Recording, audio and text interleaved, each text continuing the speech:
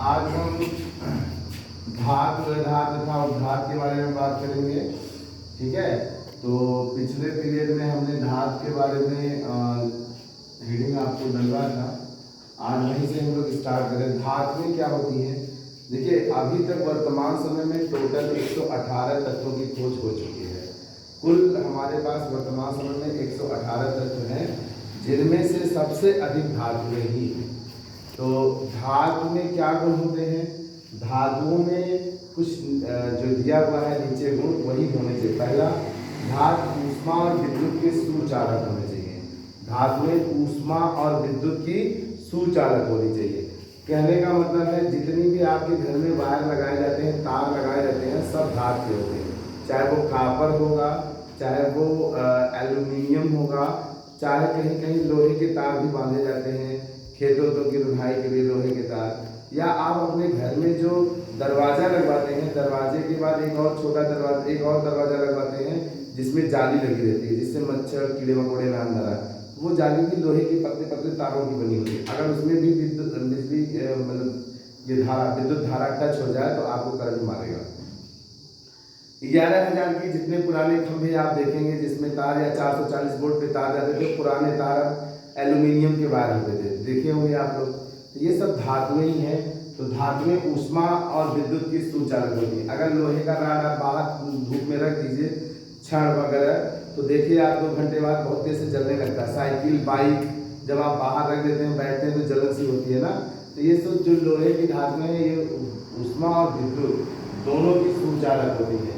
धातुओं में धात्विक चमक होती है। जितनी भी धातुएं हैं सबकी अपनी चमक होती है, सबकी अपनी अलग अलग। जैसे सोने की चमक पीले कलर में होती है, चांदी की व्हाइट में होती है, ठीक है ना। उसी तरह से हर धातुओं की अपनी अपनी क्या होती है? चमक होती है। नेक्स्ट है, धातुएं तन्य होने के साथ इनकी तनन क्षमता उच्च होती है।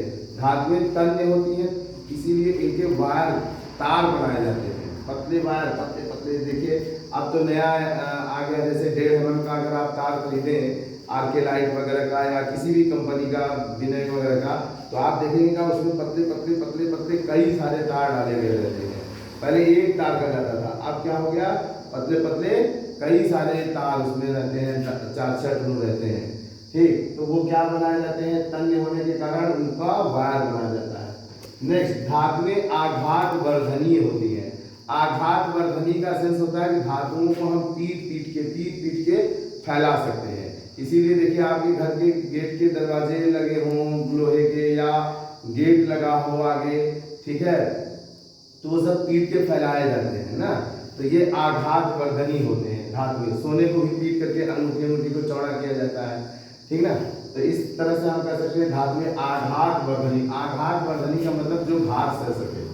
धातुओं को पीटने पर विशेष प्रकार की आवाज आती है। देखिए, धातुओं को अगर आपस में टकराएंगे एक विशेष तरह की आवाज, टनक की आवाज जैसी उत्पन्न होती है।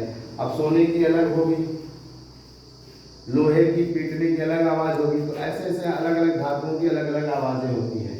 धातु के जितने भी ऑक्साइड होते हैं, धातु के जितने भी ऑक्साइड होते हैं, सब क्षारीय होते हैं।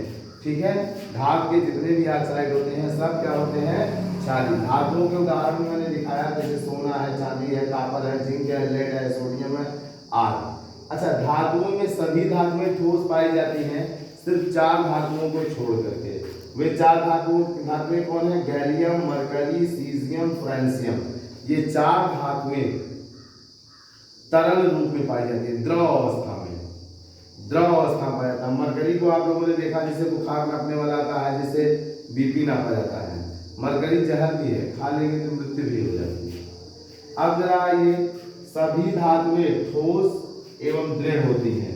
सभी धातुएं ठोस और दृढ़ होती हैं, लेकिन सोडियम और पोटेशियम को छोड़ करके। सोडियम और पोटेशियम ठोस तो होते हैं, लेकिन इन इतने मुलायम होते हैं कि इनको ऐसे चक्कू से काटिए तो मक्खन की तरह कट जाते हैं। लेकिन इस ये चक्कू की तरह तो चक्कू से कट जाते हैं, इतने मुलायम होते हैं, लेकिन ये बहुत ही अक्रियाशील होते हैं। इसीलिए सोडियम धातु को पॉलिथीन में लपेट करके मट्टी के तेल में रखा जाता है, केरोसिन आग में रखा जाता है। अगर ये सोडियम पानी के संपर्क में आ जाए तो पानी में आग लगा देता है। समझ में आया कि नहीं?